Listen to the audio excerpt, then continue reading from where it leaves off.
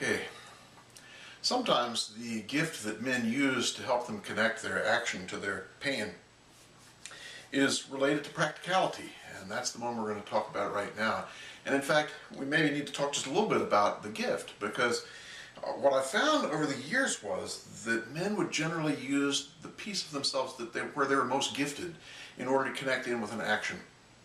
You know, we talked about Eric Clapton and his gift of music, and we're going to be talking about Michael Jordan and his gift of practical athletic ability. And these are gifts, and people will tend to use their gifts as a means to connect. But also, just as importantly, people will use the shadow. They'll use the opposite. So, and for those of you who don't know what shadow is, we're talking about the opposite function. So that our best function may be that we're really creative, but anyone who's really creative probably lacks a certain practicality because of that gift they have. And so we either go to our best function or our worst function, where we're absolutely worst. And both of those, I have found, are ways that people can then connect in with their pain through their actions, either through their best function or their worst. At any rate, in August of 1993, Michael Jordan's father, James, was tragically murdered. And of course, it was just a terrible blow for Michael Jordan. And 2 months after his father was murdered, he held a press conference and he announced to people, I'm quitting basketball. I'm not playing basketball anymore. And of course, people were pretty upset because people loved watching Michael Jordan play, and I'm one of those who loved to watch him play. He was just a fantastic player, even though his team that he played for wasn't the team that I pulled for. In fact, he was with North Carolina when I was with Maryland, and so he was the opposition. I still loved to watch him play because he was literally magical in the way he did things. At any rate, Jordan says, I'm not playing basketball anymore, and everyone's shocked. But then 2 months later, he came out with another press conference where he said, I'm going to play professional baseball. I'm going to start playing professional baseball. Everyone's, what? Play professional baseball? No one knew exactly what was going on. Why would Jordan, one of the greatest basketball players of all time, why would he stop playing basketball and start playing baseball? And to most people, it didn't make any sense at all. But to Jordan, it made every bit of sense. Because it turns out Jordan's father always wanted him to play baseball. Jordan's father was a baseball player, and he thought that Michael Jordan could be the greatest baseball player of all time. But Jordan loved basketball, and so Jordan played basketball. But when his father was murdered, Jordan stopped his career and started playing baseball, and I'm almost certain that he did that in honor of his father. His action that he took to play baseball honored his father. Anytime we use an action to honor, that's going to resonate our pain, isn't it? And someone asked him about his minor league days, and he said, you know, in my drive in to practice in the morning, he's there with me, meaning his father. And I remember why I'm doing this. I remember why I'm here. I am here for him. I am here for him. That's exactly Jordan's words. I'm here for him. So in other words, his whole baseball thing, this whole thing that he did with baseball was in honor of his father. And I can just imagine Jordan standing at the plate, waiting for the pitch to come in, hearing his father telling him to, keep his shoulder up and keep his eye on the ball, etc., right? And he's having a conversation. Okay. He's going back and forth with his dad. The same kind of conversation that someone else might have in a support group. But he's having it in his head. As he's honoring his father, he's also hearing his father talk to him. And that's not the end of this story. In fact, as we all know, Jordan eventually came back to basketball because he didn't really play baseball very well, and it was very tough for him. But he came back to basketball and went back to play for the Bulls. Unbeknownst to everyone, Jordan dedicated his season in his father's memory. So that he didn't tell anybody this, he didn't say a word. Each day he practiced, he was practicing for his dad. I'm going to make sure we win the NBA championship in honor of my father. So you can see every time he did anything, every time he practiced, every time he won a game, every time he made a shot, anything he did for basketball was now linked to his father. He was honoring his father through his action, through his work, through his gift. And by doing this, we can only imagine the amount of memories, the amount of powerful emotion would come through Michael Jordan as he's doing this action of honoring his father by playing basketball and wanting to win the NBA championship. Well, that year, guess what happened?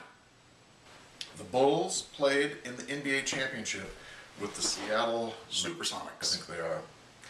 And it came down to the last game. And in fact, the Bulls won the last game, and they won the NBA championship. You may remember this part. Right after the game was over, Jordan ran to midcourt where the ball was. He grabbed the ball and he fell to midcourt. Remember that? The camera zooms in on Michael Jordan in midcourt, and then the camera shows, uh-oh, he's crying. Camera pulls back, go to commercial, right? Then later they go to the locker room. Jordan still got the ball. He's still crying. Everyone's kind of scratching their head. What might be going on here? And no one really knew until we found out later exactly what was going on. Jordan had dedicated his season in honor of his father. And this was the culmination of all of that effort. And now he could honor his father by being able to win this championship in his name. And Jordan said later that he wouldn't have started crying like that. He wouldn't have lost control of his emotions except for one factor. They won the ball game on Father's Day. Wow. So it was a gift to his father on Father's Day, and he said he couldn't hold it back. Whoosh, everything just came pouring out. So can you see how Michael Jordan used his gift as a means to connect in with his story, tell it over and over and over again, one little chunk at a time, just like Clapton, one little chunk at a time. And that little chunk builds up over and over and over again until finally we come to a place of transformation. Not healing, not where we get better, quote, but transformation, where we change and we come to a different point in our lives. We become a different person in a way. And, you know, there's lots of different ways that men or masculine grievers will tend to dedicate their work in honor of someone or something. You know, I know a college professor who, his daughter died. And after the death of his daughter, he started dedicating all of his papers that he would write. At the bottom, he'd write, dedicated to my daughter. So the work that he did was dedicated to her, and he felt that. He felt her presence with him as he was doing his work. So each time he was working, he was also with her. Each time he was working, he was resonating some of that old pain. He was moving closer and closer to a place of transformation. I know of a trucker who had a buddy, another trucker who died. And this man took the dead man's roots in his honor. And every time he'd do his route, he'd talk to his friend as he was doing it. And he'd do that route in honor. When he dropped things off, he'd talk to them about his friend. And they'd miss him together. But can you see how he was merging his work in with this capacity to kind of process his grief a little teeny bit at a time? I know another father whose wife died, who dedicated his improved fathering in honor of his wife who died. He went to cooking classes, he went to all kinds of childhood developmental classes. He did the absolute best he could, and he did it in honor of his wife. Very practical kind of thing. Work is very practical. Dedicating your parenthood to your wife is a very practical kind of action. It's an action, though, that put him right in touch with that emotion. Just as Jordan and Clapton got right in touch with that emotion, this man dedicated his parenthood to his wife. He got right in touch with that. You know, lots of other practical actions are out there. The one that is interesting is caring for the grave. You know, we've known for years that men probably visit the grave sites more often than women do, but really no one exactly had much idea why that was. But I think we can tell now, because what happens when a man goes to care for a grave? He makes sure it's sad, he might put flowers there and whatever, but as he's doing that, what else is he doing? He's talking to the person who's buried there. They're having a conversation. He may be under his breath. It may be something where it's silent. He may be talking out loud. But he's having a conversation in much the same way that someone else might have a conversation in an interactive mode. But he's doing it as a part of his action of taking care of this gravesite. Can you see how the practical action then resonates his pain as he talks with the person who's there, and it starts to merge him into a place of transformation? You know, there's the word pilgrimage is another practical action, because the masculine side of grieving, pilgrimage is a big part of that sometimes. Doing something, taking a voyage, taking a trip or a journey in honor of someone or something. Taking a trip or a journey in honor of someone or something. This is kind of a pilgrimage. And there's lots and lots of different variations on the theme of pilgrimage. You know, one time I know a man whose wife died, and he and his wife had planned to go to Las Vegas for years and years. They'd been saving up money. This was going to be the trip of their life. They were really looking forward to it, and she died unexpectedly. He was crushed. But you know what he did? He took the trip anyway. And he took the trip in honor of her. And he didn't have the best time in the world because his wife wasn't there. But he did have a time when he resonated his pain. He'd sit at the crap tables and he'd try and listen for her to tell him. The guy ended up winning money, by the way. Not a lot, but he won some money, and he gave all the credit to his wife for that. But can you see how this practical action of moving, taking a journey, for him, helped him to communicate with his grief? He started resonating, it started coming up, this practical action. You know, another man whose daughter died in a car crash, and she was in another state. She was an adult woman, and she was in another state, and he made a pilgrimage to the place where she lived. And he made a pilgrimage to the actual accident scene.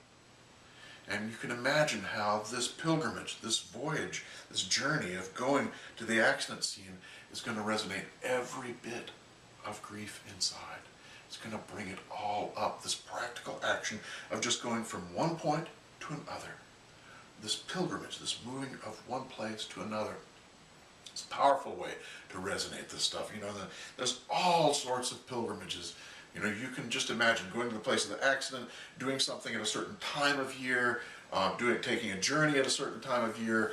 Who knows? I mean, there's all kinds of different things you can do, different practical actions that kind of fall into this big category of pilgrimage. But all of those are practical things that can be done that will resonate the old pain and start to get it rolling, start to get it moving, so we can take it a little chunk at a time.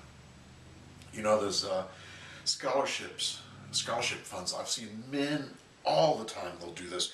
You know, when someone dies, they will dedicate a scholarship or a trust fund in honor of the person who died. You know, it's just something you do in honor of. It's an action, though. It's a practical action. Raising money for charities. Golf tournaments. You know, I know men who've started golf tournaments where each year they do this tournament. One guy did it for leukemia, you know, because a loved one had died of leukemia. And the whole tournament was in honor of that person. So you can imagine, as he's planning the tournament, as the tournament's going on, people are asking him, oh, this is in honor of, yeah, and the story starts to be told. But more importantly for the man, his action and the success of that event is honoring that person he loved. And when that happens, it moves the grief up. It moves it through. We get a little bit of it, a little bit at a time. You know, there's all kinds of practical things we can do. The other thing that comes to mind is gardening.